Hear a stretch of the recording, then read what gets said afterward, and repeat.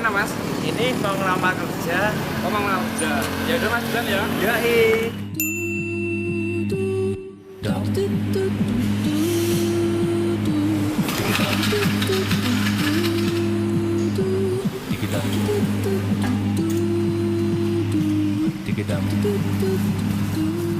Mau berangkat kerja ya mas? Ini mau kirim lamaran. Karena cari kerja sulit, Mas. Yang sabar ya mas. Tetap semangat. Oke. Oke, sudah ya. Ya. Foto baru tuh.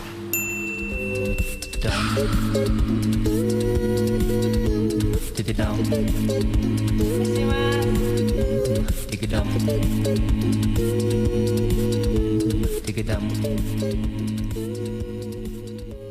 Maxindo, mesinnya pengusaha sukses. وقل رب زدني علما.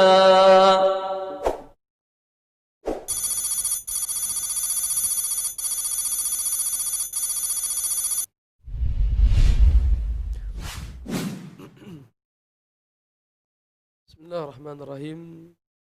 Assalamualaikum warahmatullahi wabarakatuh. Innal hamdalillah nahmaduhu wa nasta'inuhu wa nastaghfiruh wa na'udzu billahi min shururi anfusina wa sayyiati a'malina. Man yahdihillahu fala mudilla lah wa man yudlil fala hadiya lah. Ashhadu an la ilaha illallah wahdahu la syarika lah wa ashhadu anna Muhammadan abduhu wa rasuluhu la nabiyya ba'dah. Amma ba'd, ma'asyiral muslimin, para pemirsa Niaga TV yang mudah-mudahan diberkahi oleh Allah Subhanahu wa taala. Puji syukur kita panjatkan kehadirat Allah Subhanahu wa taala yang telah memberikan kita semua begitu banyak kenikmatan. Salawat beriring salam mudah-mudahan tercurah limpahkan keharibaan baginda Rasulullah alaihi salatu wassalam. Ma'asyiral muslimin, para pemirsa Niaga TV rahimakumullah. Di kesempatan pagi yang berbahagia ini, di dalam rubrik Serambi Nabawi, kita akan melanjutkan pembahasan bab sujud sahwi bagian yang kedua. Sebelumnya telah kita baca sebuah hadis yang diriwayatkan oleh Al-Imam Al-Bukhari dan Muslim dari sahabat yang mulia Abu Hurairah radhiyallahu taala an, bahwasanya Nabi sallallahu alaihi wasallam melaksanakan salat zuhur. Kemudian beliau salam. Artinya mengakhiri salatnya, beliau salam. Lalu beliau berdiri menuju tiang kayu yang ada di masjid. Lalu beliau letakkan tangannya di kayu tersebut. Sedangkan di antara jamaah yang salat ada Abu Bakar dan Umar radhiyallahu taala anhuma. Dan keduanya, yaitu Abu Bakar dan Umar, segan bertanya kepada Nabi sallallahu alaihi wasallam tentang salat yang baru saja beliau kerjakan. Karena disebutkan dalam riwayat bahwa hari itu Nabi sallallahu alaihi wasallam mengerjakan salat zuhur hanya 2 rakaat. Tapi para sahabat, di antara mereka Abu Bakar dan Umar, segan bertanya kepada Nabi sallallahu alaihi wasallam tentang kenapa salat zuhur hanya 2 rakaat, dan mereka berprasangka baik bahwasanya syariat salat telah terjadi perubahan. Wa kharaja sur'anun nas, maka manusia pun yang tadinya ikut salat bersama Nabi keluar dari masjid sambil berbincang. Aqsiratis shalah, apakah bilangan rakaat salat telah disingkat atau dikurangi? Kemudian saat itu ada seorang laki-laki yang biasa dipanggil oleh Nabi sallallahu alaihi wasallam dengan panggilan Dzul Yadain. Laki-laki ini memberanikan dirinya berkata kepada Nabi sallallahu alaihi wasallam, "Ya Rasulullah, wahai Rasulullah, anasit am qusiratis salah? Anasit am qusiratis salah?" Apakah baginda lupa di dalam salat, yaitu salat zuhur hanya 2 rakaat? Anasit ya Rasulullah, apakah salat 2 rakaat yang baru saja kita lakukan karena baginda lupa, yaitu salam di rakaat yang kedua? Am qusiratis salah, ataukah memang bilangan rakaat zuhur ini tidak 4 lagi, tetapi telah diringkas menjadi 2? Maka Rasulullah alaihi salatu wassalam bersabda, "Lam ansa wa lam tuqsar." Aku tidak merasa lupa dan salat pun tidak diringkas. Artinya salat zuhur yang 4 rakaat dan aku telah salat 4 rakaat. Kata Nabi sallallahu alaihi wasallam. Maka beliau bertanya, dalam riwayat yang lain beliau bertanya kepada Abu Bakar dan Umar, bertanya kepada para sahabat, mereka berkata, "Bala, qad nasid." Ya, benar yang dikatakan Zulyadain bahwa engkau telah lupa ya Rasulullah. Maka beliau pun salat 2 rakaat, artinya mengganti kekurangan. Karena beliau salam di rakaat yang kedua. Salat zuhur 4 rakaat. Beliau baru kerjakan 2 rakaat. Maka apa yang beliau lakukan? Fasalla rak'ataini. Beliau salat lagi 2 rakaat, ditambah lagi 2 rakaat. Kemudian beliau salam, artinya selesai dari salatnya. Kemudian beliau takbir setelah salam, "Assalamualaikum warahmatullah, Assalamualaikum warahmatullah." Maka beliau pun takbir. Setelah beliau takbir, fasajada mithla sujudihi au atwal. Maka beliau sujud sebagaimana sujud yang biasa dikerjakan dalam salat. Lalu beliau mengangkat kepalanya sambil takbir, kemudian meletakkan kepalanya lagi sujud sambil bertakbir. Ya, kemudian beliau sujud seperti sujud sebelumnya atau lebih panjang. Lalu beliau mengangkat kepalanya lalu takbir. Artinya sujud sahwi yang dilakukan oleh Nabi di dalam kasus ini, yaitu kasus kurangnya rakaat, itu dilakukan setelah salam. Kalau kasusnya yang diceritakan oleh Abdullah ibni Buhainah, kasusnya adalah Nabi melaksanakan salat, lalu beliau lupa duduk tasyahud awal. Jadi sudah 2 kasus yang kita baca. Kasus pertama yang diceritakan oleh Abdullah ibni Buhainah, dan kasus yang kedua yang diceritakan oleh sahabah al-jalil Abu Hurairah radhiyallahu ta'ala an. Di kasus yang pertama, yaitu kasus Abdullah ibni Buhainah, bahwa Nabi meninggalkan tasyahud al-awwal dikarenakan lupa. Kalau sengaja, kata para ulama, batal salatnya. Tapi kalau lupa, dimaafkan. Apa yang harus kita lakukan? Kita sujud sahwi sebelum salam. Nah, ini kalau kasusnya apa? Tidak duduk tasyahud awal. Tetapi kalau kasusnya adalah kurang rakaat yang merupakan ruknun min arkanis salah, maka tidak bisa sekedar diganti dengan sujud sahwi, tetapi harus ditambah lagi kekurangannya. Artinya kalau kita salam di rakaat yang kedua dari salat zuhur, maka kita harus tambah dulu 2 rakaat, baru setelahnya salam, dan sujud sahwinya dilakukan ba'das salam. Hadis sahih riwayat Imam Al-Bukhari dan Muslim. Dalam riwayat yang lain, Al-Imam Abu Dawud menambahkan lafaz as-sadaqa dzul yadain, di mana Nabi bertanya, apakah yang dikatakan dzul yadain itu benar, bahwa aku telah lupa dalam salatku? Maka para sahabat mereka menggelengkan kepala begini sebagai tanda persetujuan, ya. Dalam riwayat yang lain, hadis riwayat Imam Bukhari, Imam Muslim, dikatakan walam yasjud hatta yaqadahu Allah Ta'ala ala dhalik. Dan Nabi setelah itu tidak sujud sehingga datang wahyu dari Allah meyakinkan beliau bahwa beliau telah kurang melaksanakan salatnya. Banyak sekali pelajaran yang bisa kita ambil dari hadis ini, ma'asyiral muslimin. Yang pertama, jawazus sahwi alal anbiya, bahwa para nabi mungkin saja lupa, sebagaimana Nabi Muhammad lupa di dalam melaksanakan salat zuhur yang seharusnya 4 rakaat, beliau hanya kerjakan 2 rakaat. Kemudian ma'asyiral muslimin, pelajaran yang kedua, al-hikam wal asral allati tatarattab ala sahwihi sallallahu alaihi wasallam bayanu tashri' wa takhfifu 'anil ummah.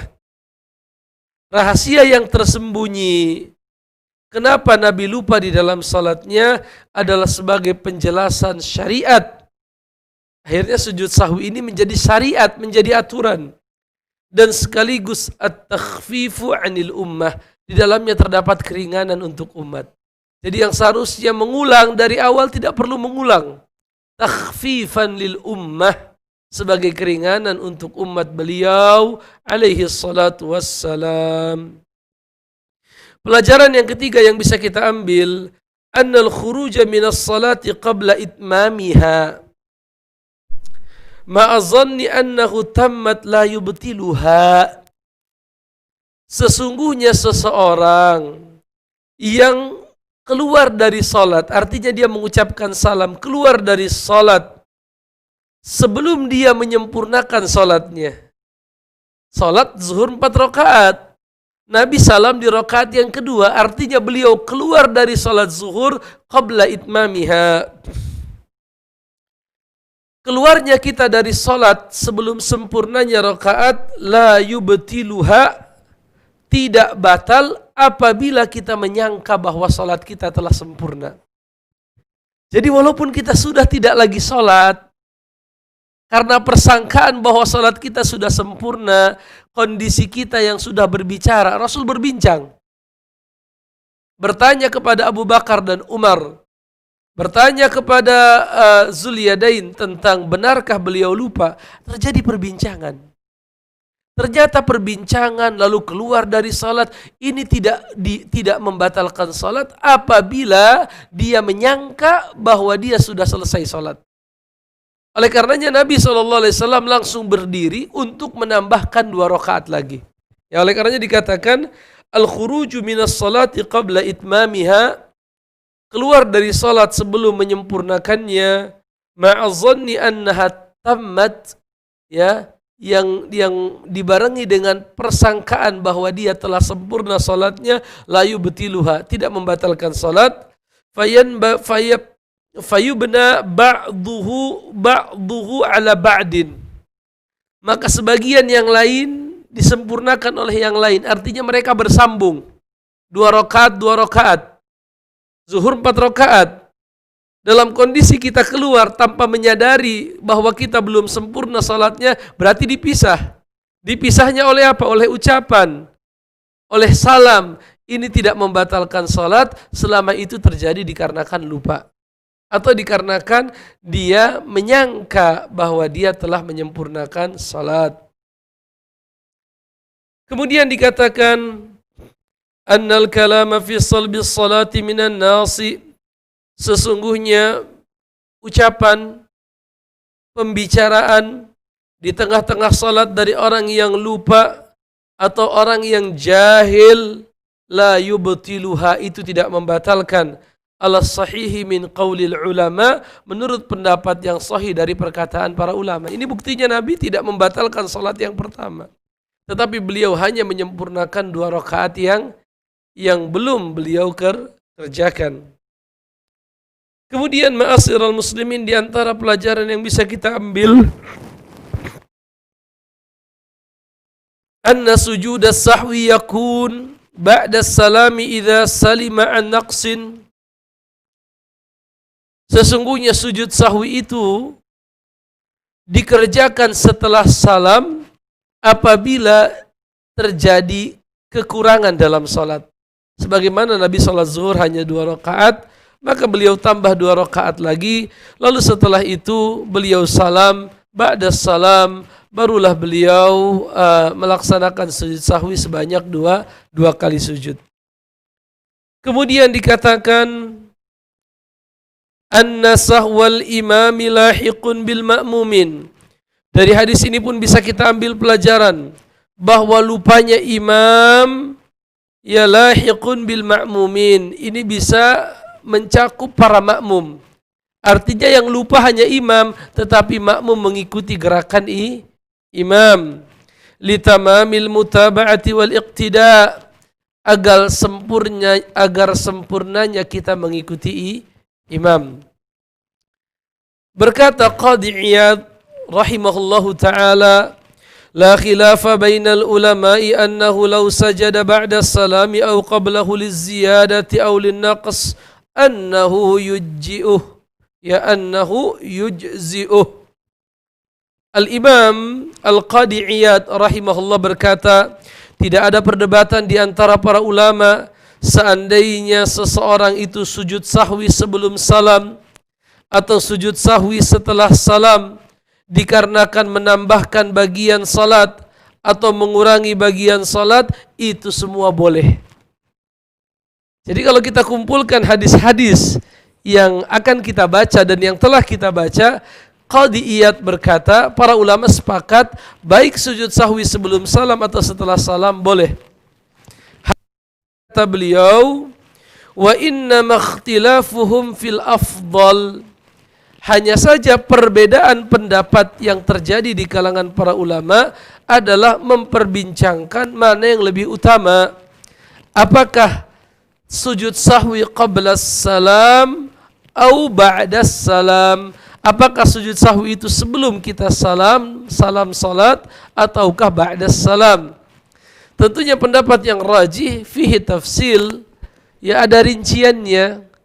Kalau meninggalkan mengurangi misalnya meninggalkan tasyahud awal, ini sebelum salam. Kalau kekurangan rakaat adalah setelah salam, ya. Nanti ada lagi yang ragu misalnya, ya. Yang ragu itu nanti akan kita baca hadisnya, itu sebelum salam, ya. Jadi ada yang mengurangi nanti ada 2. Ada yang bukan mengurangi, meninggalkan wajib, contohnya tasyahud awal, hadisnya Abdullah bin Buhainah, itu sebelum salam. Kalau kita meninggalkan tasyahud awal. Ada lagi mengurangi rakaat, yang harusnya 4 salam di 2 rakaat. Maka ini sujud sahwinya setelah salam. Ada lagi menambah. Misalnya zuhur dikerjakan 5 rakaat, nanti akan kita baca hadisnya. Maka ini pun dikerjakan setelah salam. Ada lagi yang terakhir ragu. Ragu ini saya maghrib 3 atau 2 rakaatnya. Itu dikerjakan sujud sahwinya sebelum salam. Walaupun nanti ada rincian hukum misalnya bahwa kalau kita ragu 3 atau 4, ambil yang yakin. Tidak muncul keyakinan, ragu luar biasa. Maka kata Imam An-Nawawi, ambil bilangan yang lebih kecil.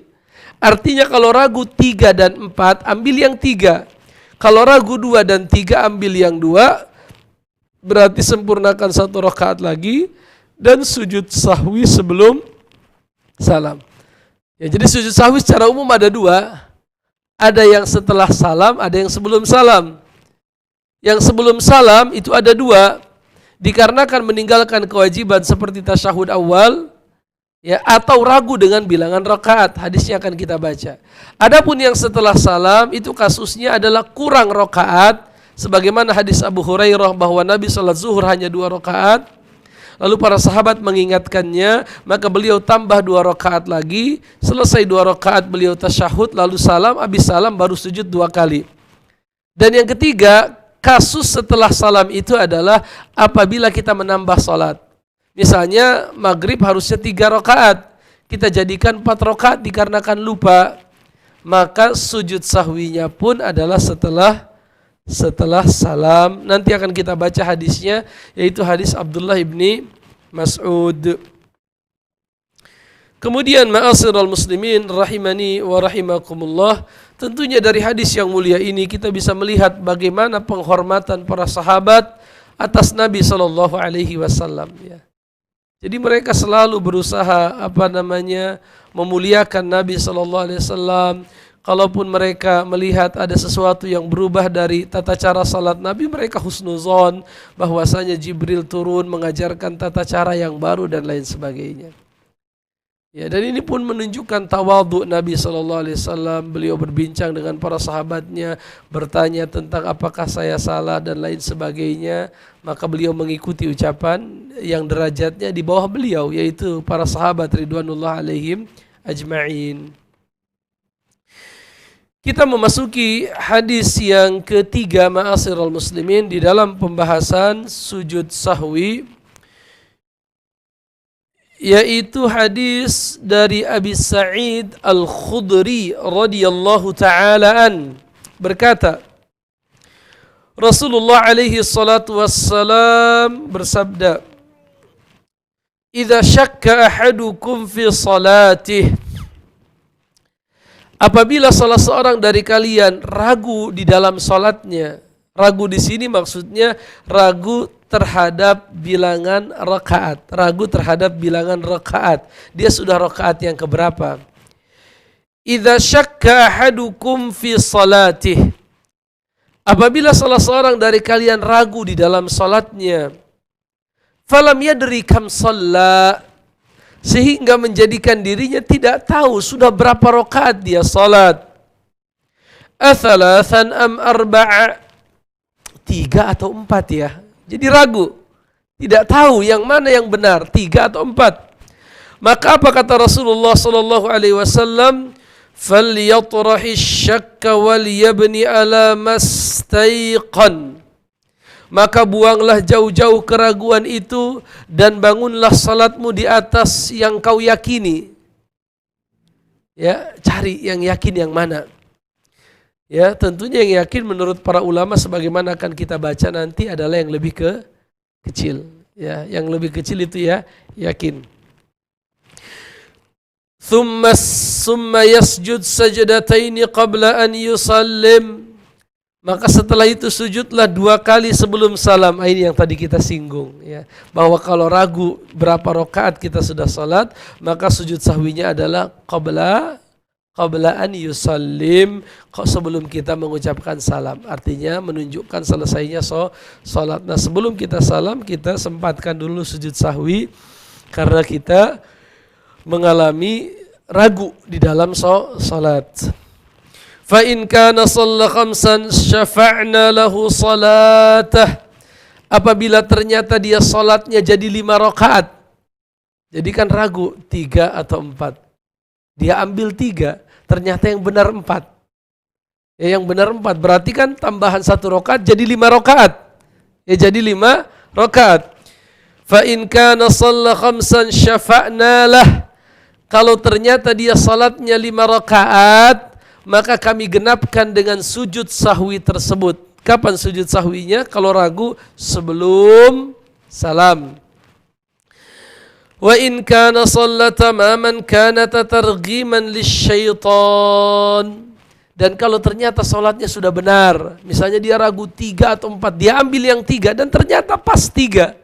Memang dia kurang 1 rakaat, maka dia sempurnakan 1 rakaat lagi, lalu dia sujud sahwi, maka sujud sahwinya itu menjadi targhiman lisyaitan, sebagai penghinaan, ejekan untuk syaitan bahwa dia gagal merusak salat kita.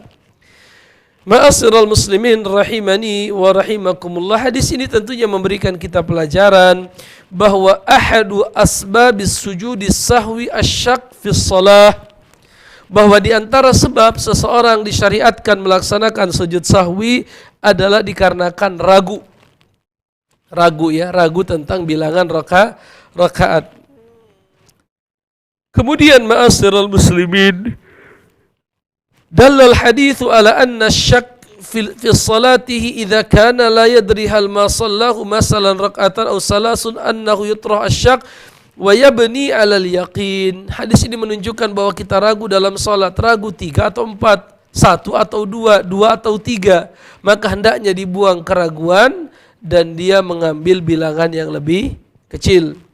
Qala An-Nawawi rahimahullahu taala, berkata Al-Imam An-Nawawi, man syakka wa lam yatarajjah lahu ahadut tarafaini, barang siapa yang ragu dalam salatnya dan dia tidak mendapatkan yang rajih, yang lebih kuat tentang berapa rakaat dia salat, bana alal aqalli bil ijma', menurut ijma' kaum muslimin dia harus mengambil bil aqal, mengambil bilangan yang lebih kecil. 3, 4 berarti 3, 2, 3 berarti ambil 2, 1, 2 berarti ambil 1, ambil bilangan yang paling kecil. Bikhilafi ma ghalaba ala zannihi annahu shalla arba'an mathalan, dan tentunya ini berbeda kasusnya kalau dia berprasangka dengan kuat bahwa dia sudah misalnya 4 rakaat, ya maka diambil yang persangkaannya lebih kuat. Kemudian ma'asyiral muslimin rahimani wa rahimakumullah, kita memasuki hadis yang keempat. Ya, hadis pertama Abdullah bin Buhainah, ya, itu kaitannya dengan meninggalkan tasyahud awal. Hadis yang kedua Abu Hurairah kaitannya dengan mengurangi rakaat, maka harus ditambah lagi rakaatnya agar sempurna. Yang ketiga adalah hadisnya Abi Sa'id Al-Khudri radhiyallahu taala an, yaitu siapa yang ragu dalam mengerjakan salat. Kita memasuki hadis yang keempat. Hadis ini sahih riwayat Imam Al-Bukhari dan juga Imam Muslim dari sahabat yang mulia Ibni Mas'ud radhiyallahu taala an, berkata, shalla Rasulullah sallallahu alaihi wasallam, satu ketika Nabi sallallahu alaihi wasallam melaksanakan salat. Falamma sallama qila lahu ya Rasulullah ahadatha fi salati syai'un, tatkala beliau salam, artinya selesai dari salat, maka sebagian sahabat bertanya, ya Rasulullah, apakah terjadi perubahan dalam hukum salat? Apakah terjadi perubahan dalam hukum salat? Karena dalam riwayat yang lain disebutkan bahwa Nabi salat zuhur 5 rakaat. Bahwa Nabi salat zuhur 5 rakaat. Wa qala wa madza, kata Nabi, apa yang berubah dari salat kita ini?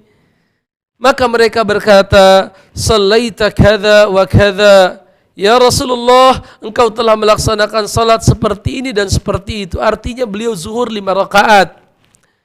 Faqal fathana rijlaihi wastaqbala al-qiblah.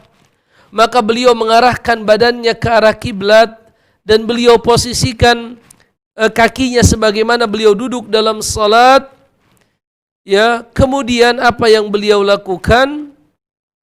Maka beliau pun melaksanakan sujud sahwi, yaitu sujud 2 kali. Berarti zuhur 4 kali, 4 rakaat. Nabi mengerjakannya 5 rakaat. Apa yang beliau lakukan? Ketika beliau yakin bahwa beliau telah menambah 1 rakaat dari salat zuhur, bersegera beliau tanpa takbiratul ihram langsung menghadapkan badannya ke kiblat, lalu sujud 2 kali. Sujud 2 kali. Summa aqbala alaina biwajhi faqal. Setelah itu Nabi menghadapkan wajahnya ke arah kami sambil berkata, innahu law hadatha fi salati syai'un anba'tukum bihi. Sesungguhnya kalau ada perubahan dalam hukum salat, tentunya kalian aku akan kabarkan. Walakin innama ana basyarun ansa kama tansaun. Tetapi aku ini hanyalah seorang manusia sebagaimana kalian, lupa sebagaimana kalian lupa. Fa idza nasitu fadzakkiruni. Kalau aku lupa, ingatkan. Ya, Masya Allah. Jadi kalau aku lupa, ingatkan, kata Nabi SAW. Wa idza syakka ahadukum fi salatihi falyataharras shawab. Apabila dia ragu dalam salatnya, maka hendaknya dia memilih yang benar. Kalau kaitannya dengan rakaat, ambil yang paling kecil, sebagaimana tadi ucapan Al-Imam An-Nawawi rahimahullah. Wal yutimma alaihi, dan setelahnya dia menyempurnakan, lalu dia sujud 2 kali sujud.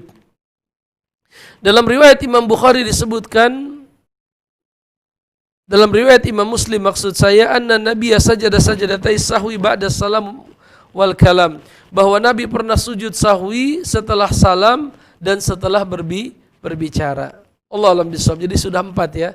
Abdullah ibni Buhainah salamnya sebelum sujud sahwi sebelum salam, kasusnya meninggalkan tasyahud awal. Hadis yang kedua, hadis Abu Hurairah radhiyallahu taala an, kekurangan rakaat, maka Nabi menambahnya sujud sahwinya setelah salam. Hadis yang ketiga adalah hadis Abi Sa'id Al-Khudri radhiyallahu taala an, kaitannya dengan ragu. Maka sujudnya sebelum salam dan ambil bilangan yang paling kecil. Dan yang keempat hadis Ibnu Mas'ud, kalau seandainya terjadi menambah, artinya sudah salam, sudah berbincang, ternyata yakin kita menambah, maka sujudlah 2 kali yang kita sebut dengan sujud sahwi. Wallahu a'lam bishawab. Ma'asyiral muslimin, jangan kemana-mana. Kita kembali setelah beberapa iklan berikut ini.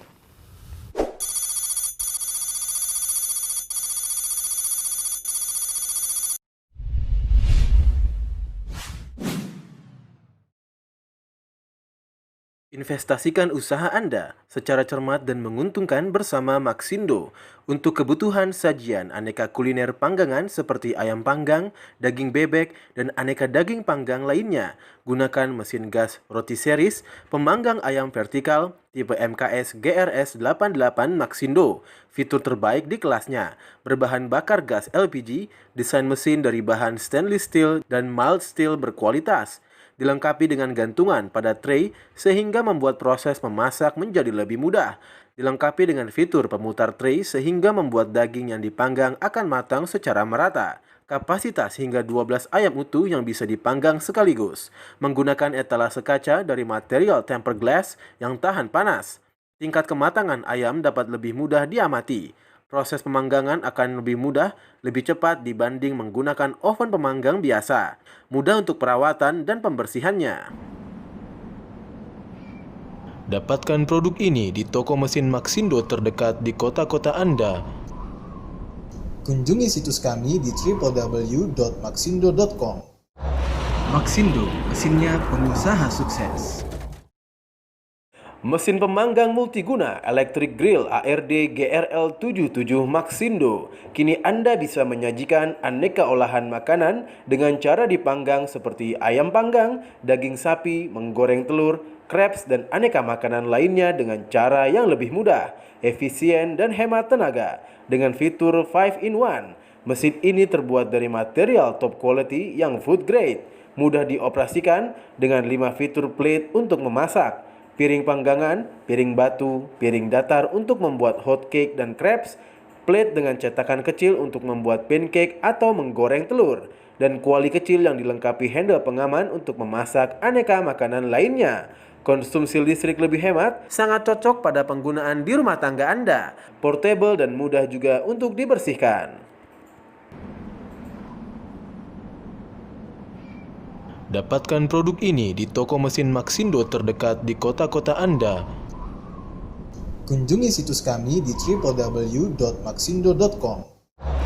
Maxindo, mesinnya pengusaha sukses. Ingin usaha kentang goreng French fries atau untuk membantu produksi kentang goreng dalam usaha restoran Anda? Mesin perajang keripik kentang dan French fries Maxindo tipe MKS KRP 650 dengan teknologi terbaru untuk merajang kentang menjadi bentuk chips dan French fries. Part mesin terbuat dari bahan full stainless steel berkualitas. Pisau perajang dengan tingkat presisi tinggi membuat proses perajangan lebih efektif dan cepat. Kapasitas produksi hingga 600 kilo per jam secara kontinu. Ketebalan irisan dapat diatur ukuran 5 hingga 18 mm. Hemat tenaga, hasil perajangan akan langsung keluar dalam hitungan detik. Perajang dapat bekerja dengan sistem 2 arah. Investasi usaha yang menguntungkan. Dapatkan produk ini di toko mesin Maxindo terdekat di kota-kota Anda. Kunjungi situs kami di www.maxindo.com. Maxindo, mesinnya pengusaha sukses.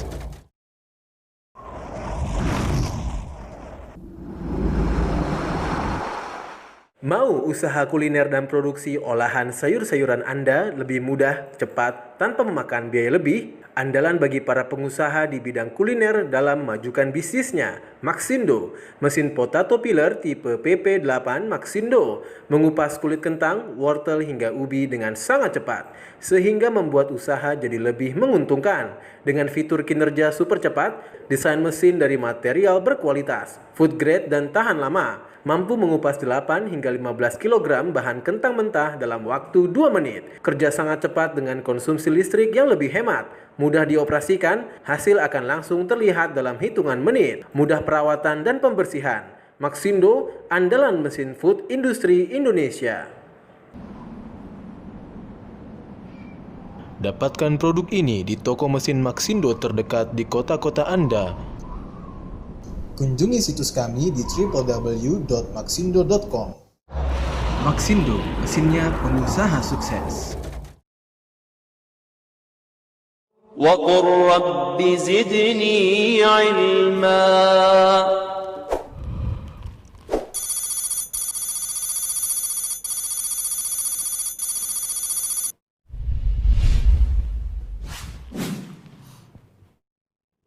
Bismillahirrahmanirrahim.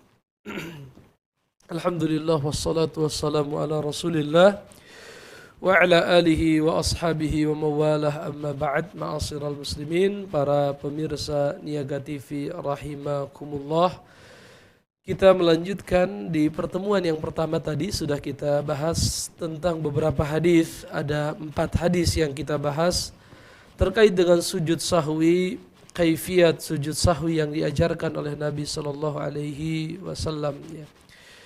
Di kesempatan yang kedua ini, ma'asyiral muslimin, kita akan bacakan beberapa pertanyaan yang masuk dari pesan singkat dan juga telepon. Kita baca pertanyaan yang pertama. Saya dan suami sholat subuh jamaah di masjid. Kalau hari Jumat tidak menunggu sholat duha, saya membaca Al-Quran surat Al-Kahfi. Tapi di masjid ada bapak-bapak yang lain selain suami saya, perempuannya hanya saya. Apa ini boleh? Allah alam bisawab, selama tempatnya terpisah ya. Jadi misalnya seorang wanita salat di masjid, ya lalu di sana ada suami dan ada laki-laki yang lain, selama tempatnya terpisah, tempatnya khusus untuk wanita, lalu diberikan hijab ya, memisahkan antara laki-laki dan perempuan, tidak masalah. Berdasarkan hadis Nabi sallallahu alaihi wasallam, la tamna'u ima Allah masajid Allah. Janganlah kalian melarang para wanita untuk mendatangi rumah-rumah Allah, mendatangi masjid, walaupun rumah adalah lebih utama bagi wanita daripada mereka mendatangi masjid. Tapi kalau mereka ingin datang, tidak dilarang, tidak boleh dilarang oleh suaminya. Allah alam bisawab. Ada penelpon dari Bapak Kanca di Sumatera, coba kita angkat. Assalamualaikum Ustaz. Baik, assalamualaikum warahmatullahi. Silakan Ibu. Ustaz, mohon maaf, tadi dibilang kalau sujud sahwi itu dilakukan jika ada keraguan. Bagaimana jika ragunya di bacaan Al-Fatihah, Ustaz? Bagaimana gambarannya? Gambaran ragunya bagaimana? Ini Ustaz, misalnya udah baca Al-Fatihah, kemudian udah ruku, terus baru teringat tadi sepertinya belum baca satu ayat atau beberapa ayat dari Al-Fatihah. Ada keraguan di situ, Ustaz. Jadi apakah bisa ragu itu pakai sujud sahwi gitu, Ustaz? Apakah yakin sebelumnya sudah membaca Al-Fatihah? Sebelumnya sudah yakin, Ustaz, tapi ragunya setelah membaca. Ragunya di bilangan ayat, berapa ayat yang sudah dibaca? Ragu di membaca Al-Fatihah. Mohon maaf, ragu telah membaca atau belum, ataukah ragu sudah sempurna membaca Al-Fatihah ataukah belum? Ya, sudah sempurna atau belumnya, Ustaz? Baik. Ragu apakah ada yang tertinggal ayatnya gitu. Baik. Dan itu diingat ketika telah ruku. Iya, setelah sudah membaca, sudah ke gerakan selanjutnya, Ustaz. Baik. Baik, Allah alam bisawab. Itu saja. Ya, Ustaz. Terima kasih, Ustaz. Jazakallah khairan. Assalamualaikum. Waalaikumsalam warahmatullahi wabarakatuh. Allah alam bisawab ya. Al-Fatihah sebagaimana dijelaskan oleh jumhur mayoritas para ulama selain Abu Hanifah, jumhurul ulama mengatakan bahwa Al-Fatihah ruknun min arkanis salah. Ya, Rasulullah sallallahu alaihi wasallam bersabda, la salata liman lam yaqra bi ummil kitab atau bi fatihatil kitab. Tidak sah salat orang yang tidak membaca Al-Fatihah. Artinya Al-Fatihah itu harus dibaca. Karena dia adalah rukun yang menentukan sah atau tidaknya salat kita. Lalu bagaimana seandainya seorang melaksanakan salat, lalu dia membaca Al-Fatihah, dia yakin dia telah membaca Al-Fatihah, hanya saja dia ragu misalnya, dia ragu bahwa apakah dia sudah membaca sampai akhir ataukah ada ayat yang tertinggal. Tentunya keraguan ini kita lihat tingkat keraguannya. Kalau keraguannya ini keraguan yang selalu datang setiap kali kita ruku, ini khawatir masuk kategori was-was. Ya, dengan syarat memang kita sudah membaca Al-Fatihah. Ya, sama seperti orang yang was-was sudah berwudu lalu dia ragu, apakah saya udah masih suci atau sudah batal. Ya, misalnya orang salat maghrib. Sebelum salat maghrib dia wudu, dia yakin bahwa dia sudah berwudu. Lalu dia itikaf di masjid menunggu datangnya salat Isya. Ketika datang waktu Isya, lalu dia hendak melaksanakan qabliyah Isya atau hendak melaksanakan salat Isya berjamaah, muncul keraguan. Saya sudah batal atau belum batal? Saya sudah batal atau belum batal? Ya. Maka apa yang harus dia lakukan, ma'asyiral muslimin? Hendaknya dia membuang keraguannya dan mengambil hukum yang dia yakini. Membuang keraguannya dan mengambil hukum yang dia yakini. Mana yang ragu, mana yang yakin? Yang yakin itu adalah bahwa sebelum sholat maghrib dia telah berwudu, itu yakin. Sabit. Itu sabit, yakin. Adapun keraguan itu adalah ketika menjelang Isya dia ragu masih suci atau sudah batal. Maka dalam kondisi ini kaidahnya adalah baqa'u makana ala makan. Yaitu kita menetapkan hukum yang lampau sesuai dengan kondisi yang lampau sampai adanya keyakinan bahwa kita belum wudu atau belum membaca. Jelas ya? Jadi kita ragu, yakin sudah baca, hanya saja kita ragu sudah sempurna atau belum. Maka Allah alam bisawab, ya Allah alam bisawab, yang saya pahami selama ini ya sudah ambil yang yakin bahwa kita sudah membacanya. Ya. Kecuali kalau memang kita ghalabatiz zan, kita tidak yakin tapi kita prasangkaan kita sangat kuat, ya. Persangkaan kita sangat kuat, ya, bahwa kita hanya membaca Al-Fatihah misalnya 5 ayat, kurang 2 ayat, dan kita mendekati yakin walaupun tidak yakin tapi ghalabatiz zan, ya. Ada persangkaan yang kuat, maka Allah alam bisawab bisa tidak terhitung 1 rakaat kalau kita tidak membaca Al-Fatihah. Artinya mau tidak mau kita harus mengulang membaca Al-Fatihah. Kalau memang kita merasa persangkaan besar kita bahwa kita belum menyempurnakan, atau kita yakin belum menyempurnakan, ya. Kalau yakin ya jelas bahwa 1 rakaat itu harus diulang karena tidak membaca Al-Fatihah. Jadi begitu, ya, artinya harus dibedakan apakah itu hanya was-was yang terkadang muncul dari bisikan syaitan, kamu belum baca Fatihah, padahal kita sudah baca, ya, tapi muncul kalau was-was tentunya kita tinggalkan, ya, kita berlindung kepada Allah. Tapi kalau kita yakin bahwa kita memang lebih yakin bahwa kita belum membaca Al-Fatihah, maka konsekuensinya Allah alam bisawab, ya, rakaat yang barusan kita kerjakan dianggap tidak sah karena kita tidak membaca Al-Fatihah. Khususnya dalam sholat munfarid, sholat yang sendiri. Kalau sholat yang berjamaah tentunya khilaf di antara para ulama, apakah makmum dalam sholat yang jahar misalnya apakah wajib membaca Al-Fatihah atau tidak. Walaupun pendapat yang paling kuat yang saya pilih adalah pendapat Imam Syafi'i yang mengatakan tetap wajib membaca Al-Fatihah. Allah alam bisawab. Pertanyaan yang kedua, Assalamualaikum warahmatullahi Waalaikumsalam warahmatullahi. Aurat wanita yang di wajah itu batasannya sampai mana? Aurat wanita yang di wajah. Para ulama berbeda pendapat apakah wajah aurat atau bukan. Ya, terjadi khilaf di kalangan para ulama apakah wajah itu masuk kategori aurah ataukah bukan aurat ya.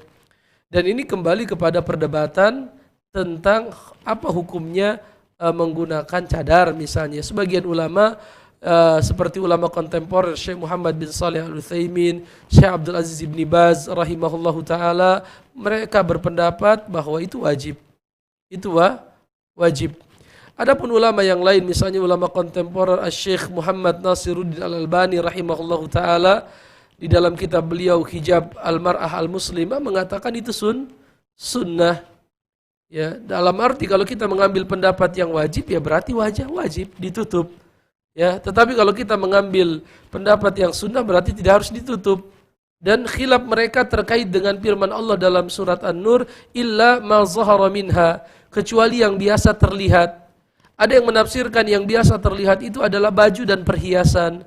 Ada yang mengartikan yang biasa terlihat itu adalah wajah dan tangan. Itu khilaf di kalangan para ulama dan pembahasannya panjang di dalam kitab fikih, dan saya termasuk yang menganggap bahwa memakai bercadar adalah sesuatu yang sifatnya sunnah saja, tidak sampai derajat wajib. Allah alam bissawab. Ada pertanyaan dari telepon Tikno di Jawa Tengah. Assalamualaikum. Waalaikumsalam. Silahkan. Untuk sholat yang 2 rakaat, sebenarnya untuk posisi duduk tahiyatnya itu pakai duduknya istirot sama tafaruk sebenarnya itu. Itu saja Pak. Kalau tempat saya ya imamnya tetap duduknya tafaruk, kita ikut tafaruk atau kalau memang istirot aja. Bagaimana Pak? Pertanyaan yang kedua belum jelas. Kalau posisi sholat yang 2 rakaat itu untuk posisi duduknya. Baik, kalau itu sudah. Yang pertanyaan yang kedua? Oh iya, kalau di tempat saya kan untuk subuh itu pakai kunut, kita ngamini aja baiknya atau enggak atau baik. Duduknya duduk tafaruk, kita ikut tafaruk atau istirot sekarang gitu. Terima kasih. Baik Pak. Ini sudah kita sampaikan di pertemuan yang sebelumnya terkait dengan posisi duduk di tasyahud ini para ulama berbeda pendapat. Ada 4 pendapat, banyak ya. Ada 4 pendapat. Nanti akan kita sebutkan pendapat yang lebih kuat insyaallah. Pendapat yang pertama adalah pendapat Imam Abu Hanifah. Abu Hanifah berpendapat di semua posisi duduk baik tasyahud awal atau tasyahud akhir, baik salat yang memiliki 1 tasyahud atau lebih dari 1 tasyahud, duduknya adalah iftirash. Duduknya adalah iftirash. Yaitu kita tegakkan kaki sebelah kanan dan kita duduk di atas kaki sebelah kiri, iftirash. Ini pendapat siapa? Abu Hanifah. Pendapat yang kedua kebalikannya, yaitu Imam Malik, diriwayatkan bahwa beliau berpendapat dalam semua kondisi duduk tawarruk. Dalam semua dalam semua posisi duduk salat tawarruk. Pendapat yang ketiga adalah pendapat Imam Asy-Syafi'i. Beliau berpendapat di semua tasyahud akhir, baik yang salat memiliki lebih dari 1 tasyahud ataupun yang Imam Syafi'i berpendapat bahwa duduk tasyahud akhir itu duduknya tawarruk, baik di dalam solat yang memiliki 1 tasyahud atau lebih dari 1 tasyahud. Ini pendapat siapa? Imam Syafi'i. Kalau duduk tawarruk itu berarti kita menegakkan kaki kanan, kita tegakkan, lalu kita masukkan kaki kiri kita persis di bawah kaki kanan kita. Yaitu namanya duduk tawarruk.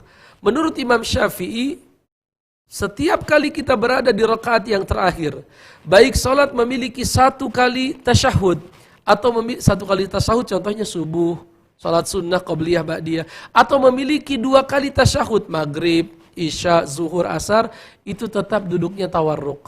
Ini pendapat siapa? Imam Syafi'i. Adapun pendapat yang terakhir, yaitu pendapat Ahmad bin Hanbal, beliau merincinya bagaimana kalau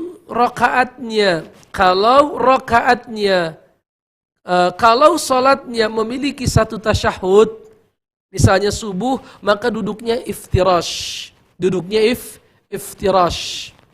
Tetapi kalau salat memiliki 2 tasyahud, misalnya maghrib, isya, subuh, zuhur, asar, itu semua memiliki 2 tasyahud, ada tasyahud awal, ada tasyahud akhir, maka di tasyahud awal duduk iftirash, di tasyahud akhir duduk tawarruk. Ini pendapat siapa? Pendapatnya Imam Ahmad bin Hanbal.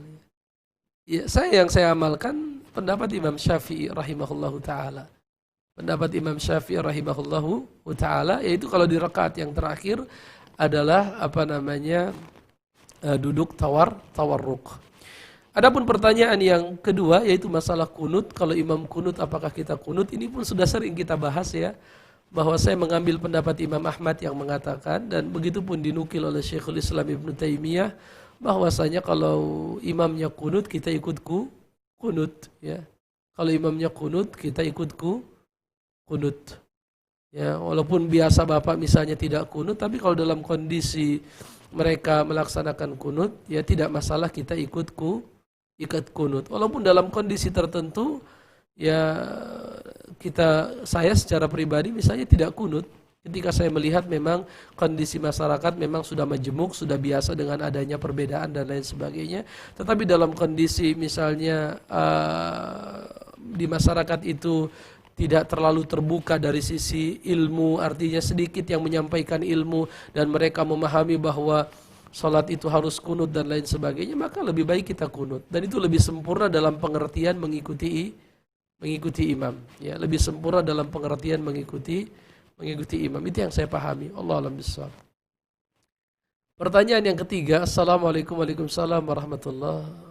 Bagaimana caranya kita mengikuti pendapat imam antara Imam Syafi'i, Imam Hambali, Imam Ahmad, sementara kadang di antara imam tersebut ada perselisihan, sementara kita inginkan yang benar seperti yang diajarkan oleh Rasulullah, dan bagaimana supaya kita terpilih satu di antara. Ini jawabannya singkat, pertanyaannya panjang, jawabannya singkat. Teruslah menuntut ilmu, ya. Semakin lama semakin semangat kita menuntut ilmu, semakin antusias kita menuntut ilmu, kita akan tahu apa yang harus kita lakukan. Dahulu ketika saya memulai menuntut ilmu sama, Masya Allah ini pendapat A, B, C, D banyak sekali. Tapi ketika kita terus bersabar menuntut ilmu, mempelajari apa sebenarnya penyebab khilaf di kalangan para ulama, beda pemahaman, lalu yang satu sampai hadisnya, yang satu belum sampai kepada mereka hadisnya, lalu berbeda pendapat di dalam memahami, dalam menilai satu dalil, yang satu mengatakan sahih, yang satu mengatakan dhaif. Begitupun berbeda dalam memahami lafaz, ada yang memahami lafaz secara bahasa, ada yang memahami dan lain sebagainya. Artinya ketika kita terus-menerus belajar, membaca, menghadiri majelis ilmu, menyimak kajian-kajian, kita akan paham ya bahwa para ulama mendorong kita untuk mencari ilmu, mencari ilmu. Jadi kita menghormati para ulama yang sudah mendahului kita. Tetapi kebenaran ahaqqu ayyuttaba. Tapi kebenaran itu lebih utama untuk diikuti daripada manusia.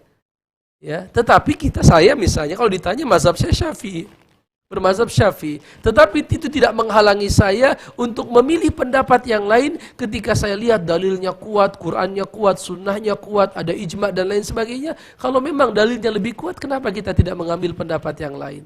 Karena kalau kita mengambil satu pendapat padahal kita tahu ada pendapat yang lebih kuat dan pendapat imam kita lemah, itu namanya taklid buta yang tidak diperbolehkan. Allah a'lam bishawab. Ada Ummu Rafi di Jakarta, kita angkat. Assalamualaikum. Waalaikumsalam Ustadz. Barakallahu fiik. Allah ibarik. Mau nanya Ustadz tentang yang di antara bacaan Al-Fatihah tuh yang waktu iya kana abudu wa iya kana sa'in, yang kepada mula kami menyembah dan memohon pertolongan itu Ustaz. Kita boleh nggak Ustaz sebelum ihdinas syiratal mustaqim tuh ada sedikit di dalam hati gitu kita mendoakan anak, mendoakan keluarga gitu. Jadi sebelum menyambung ke setelahnya itu ihdinas syiratal mustaqim itu kita ada berhenti sekian detik untuk mendoakan keperluan kita gitu Ustaz. Boleh apa enggak ya Ustaz ya? Apakah Ibu pernah mendengar penjelasan sebelumnya masalah ini? Artinya belum pernah Ustaz, mohon maaf kalau memang udah pernah belum pernah saya bahas. Maksud saya, apakah ada Ustadz yang menyampaikan kepada Ibu bahwa di tempat itu hendaknya Ibu berdoa seperti itu? Oh belum Ustadz, Belum, cuman baik. saya mau nanya aja boleh apa enggak? Belum, saya belum pernah mendengar apa ada Ustadz siapa Baik. yang memberitahukan boleh atau tidaknya. Baik. Makanya sebelum saya mengerjakan saya bertanya kepada Baik. Ustadz gitu. Baik, Terus barakallah Ibu. Ustadz mohon maaf satu lagi, misalnya Iya. setelah sebelum salam kan setelah tahiyat akhir itu Ustadz kan memperbanyak berdoa di situ. Iya. Nah itu boleh nggak beberapa doa atau hanya satu doa saja gitu Ustadz, atau ya sebanyak yang kita mau kalau kita Baik. kami sholat sendiri gitu Ustadz. Baik, itu saja Ibu. Begitu. Baik Ustadz, begitu aja. Baik. Terima kasih atas informasinya dan penjelasannya. Assalamualaikum warahmatullahi wabarakatuh. Waalaikumsalam warahmatullahi wabarakatuh. Allah alam bisawab ya. Yang pernah kita bahas sebelumnya bahwasanya Nabi SAW apabila beliau melewati ayat-ayat azab, ayat-ayat yang berbicara tentang neraka, tentang siksaan, maka beliau berta'awudz, memohon perlindungan dari siksa neraka. Dan apabila beliau melewati ayat-ayat tentang surga, tentang isinya, tentang kenikmatan-kenikmatan di dalamnya, maka beliau berdoa meminta kepada Allah. Ya, jadi ketika misalnya melewati ayat, misalnya Allah katakan dalam Al-Quran, Allah katakan wa ashabus shimali ma ashabus shimal, ya, penduduk sebelah kiri, tahukah kalian penduduk sebelah kiri, fi samumi wa hamim, sampai akhir. Ini berisi tentang ancaman-ancaman, tentang gambaran siksaan mereka di neraka. Maka kita berdoa ya, Allahumma inni a'udzubika minan nar, ya Allahumma ajirni minan nar, ya Allah jauhkanlah aku dari neraka, aku berlindung dari neraka, itu gak ada masalah. Begitupun ketika kita melewati ayat-ayat misalnya yang berisi surga, misalnya was-sabiquna as-sabiquna ulaikal muqarrabun fi jannatin na'im, misalnya itu berbicara tentang orang-orang yang as-sabiqun, yang mereka terdepan di dalam melakukan kebaikan, mereka dalam surga yang penuh dengan kenikmatan. Maka tidak masalah kita berkata Allahumma ja'alni minhum ya Rabb, Allahumma ja'alni min ahlil jannah, ya Allah jadikanlah aku dari termasuk ahli jannah. Allahumma inni as'alukal jannata wa ma qarraba ilaiha min qaulin wa amal. Ya Allah, aku memohon kepadamu surga dan memohon amalan dan ucapan yang bisa mengantarkanku ke dalamnya. Artinya meminta ya,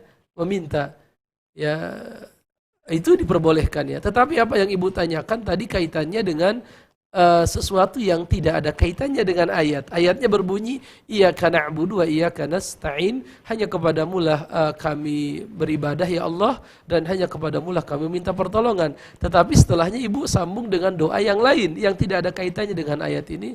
Wallahu a'lam bishawab ya. Yang saya pahami selama ini itu tidak dilakukan. Itu tidak dilakukan. Kalaupun Ibu tetap ingin berdoa di dalam salat, maka lakukanlah di dua tempat sebagaimana yang pernah kita bahas. Tempat yang pertama adalah ketika kita sujud, berdasarkan hadis Nabi SAW, aqrabu ma yakunul abdu min rabbihi wa huwa sajid fa'akthiru minad du'a. Kondisi di mana seorang hamba sangat dekat dengan Rabbnya, yaitu Allah, adalah ketika sujud, maka perbanyaklah berdoa. Itu yang pertama. Yang kedua adalah tadi yang Ibu tanyakan setelah tasyahud. Ya, Rasulullah mengajarkan kita tasyahud, ada dua riwayat ya, riwayat Ibnu Mas'ud dan Ibnu Abbas. Riwayat Ibnu Mas'ud bunyinya at-tahiyatu lillahi wassalawatu wattayyibat. Assalamu alayka ayuhan nabi wa rahmat, sampai akhir. Riwayat Ibnu Abbas at-tahiyatul mubarakatus salawatut tayyibat. Ya, lalu Rasulullah berkata, apabila kalian telah membaca tasyahud, kata beliau, thumma liyakhtar minad du'ai ma yu'jibuhu, maka hendaknya dia memilih dari doa-doa yang dia senangi, yang dia sukai. Ya, artinya boleh Ibu berdoa misalnya yang disunahkan oleh Nabi, Allahumma inni a'udzubika min adzabi jahannam wa min adzabil qabri wa min fitnatil mahya wal mamat wa min fitnatil masihid dajjal. Allahumma inni zalamtu nafsi zulman katsira wa la yaghfiru dzunuba illa anta faghfirli maghfiratan min indik innaka antal ghafurur rahim. Boleh juga Rabbana atina fid dunya hasanah, ada riwayatnya Rabbana atina fid dunya hasanah. Boleh juga Allahumma a'inni ala zikrika wa syukrika husni ibadatik. Dan kalau Ibu salat sunnah, Ibu boleh baca semuanya, enggak ada masalah. Kita memperbanyak berdoa setelah tasyahud ya. Allah alam bissawab. Kecuali kalau kita berjamaah ya mengikuti imam. Ya. Pertanyaan yang keempat, Assalamualaikum Waalaikumsalam warahmatullahi. Apabila imam lupa baca kunut karena terbiasa baca kunut, apakah tetap harus sujud sahwi? Allah alam bissawab ya, yang saya ketahui tidak.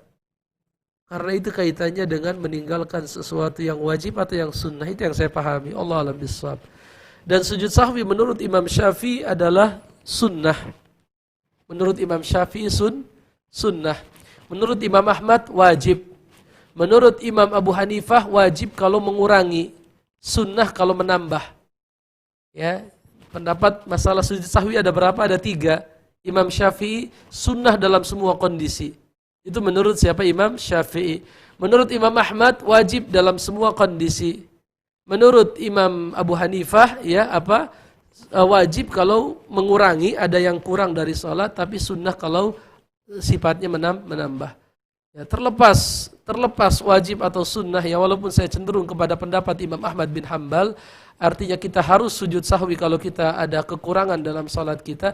Terlepas perdebatan para ulama tentang masalah hukum sujud sahwi, tentunya seorang muslim haruslah mencontoh Nabi SAW ya, di dalam 4 hal. Tadi masalah sujud sahwi ada 4 hal. Kalau dia meninggalkan yang wajib, dia sujud sahwi. Kalau dia meninggalkan rakaat, harusnya maghrib 3 rakaat dia kerjakan cuma 2 rakaat, dia sujud sahwi setelah menambah 1 rakaat. Ketika dia menambah 1 rakaat, harusnya maghrib 3 dia kerjakan 4, hendaknya dia mengikuti Nabi sujud sahwi. Terlepas tadi wajib atau sunnah. Begitupun ketika dia ragu berapa rakaat yang dia kerjakan, dia sujud sahwi. Dia sujud sahwi. Hadisnya tadi hadis siapa? Abi Sa'id Al-Khudri radhiyallahu taala an.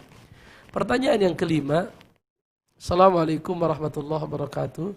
Kalau imam salah rakaat dan makmum langsung mengingatkan sehingga tidak sampai terjadi kesalahan yang seharusnya, apakah tetap harus sujud sahwi? Misalnya salat maghrib pada rakaat ketiga imam berdiri lagi, tapi makmum langsung mengingatkan sehingga duduk lagi. Wallahu a'lam bishawab. Nanti akan kita baca hadis di mana Rasulullah sallallahu alaihi wasallam bersabda, hadisnya sahih riwayat Imam Abu Dawud. Dari Mughirah ibn Syu'bah, Rasulullah berkata, Mughirah ibn Syu'bah bercerita, sesungguhnya Rasulullah berkata, apabila salah seorang dari kalian ragu, kemudian dia bangkit di rakaat yang kedua, harusnya kan rakaat yang kedua apa? Duduk ya, tasyahud awal. Tapi dia bangkit, fastatama qa'iman, lalu dia sudah tegak berdiri, maka lanjutkanlah. Lalu sujud sahwi 2 kali. Sujud sahwi 2 kali. Fa in lam yastatimma qa'iman. Tetapi kalau dia belum sempurna berdiri, falyajlis, maka balik lagi ke bawah, duduk lagi untuk mengerjakan tasyahud awal dan tidak perlu dia sujud sahwi. Ya, jadi kalau kita ingat dan kita kembali tidak perlu kita sujud sahwi. Tapi kalau kita terlanjur berdiri tegak, maka sujud sahwi. Allah a'lam bishawab. Ini hadis ini riwayat Imam Abu Daud, Ibnu Majah. Dan hadis ini didhaifkan oleh Ibnu Hajar, walaupun penulis kitab Tawdihul Ahkam mengatakan hadis ini sahih karena dia memiliki 3 jalan. Jadi ada 3 riwayat, 3 jalan riwayat terkait dengan hadis ini. Kesimpulan beliau hadisnya sahih. Allah a'lam bishawab. Ini yang bisa kita bahas. Yang benar datang dari Allah, yang salah datang dari saya sebagai manusia. Subhanakallahumma bihamdika, asyhadu an la ilaha illa anta, astaghfiruka wa atubu ilaik. Assalamualaikum warahmatullahi wabarakatuh.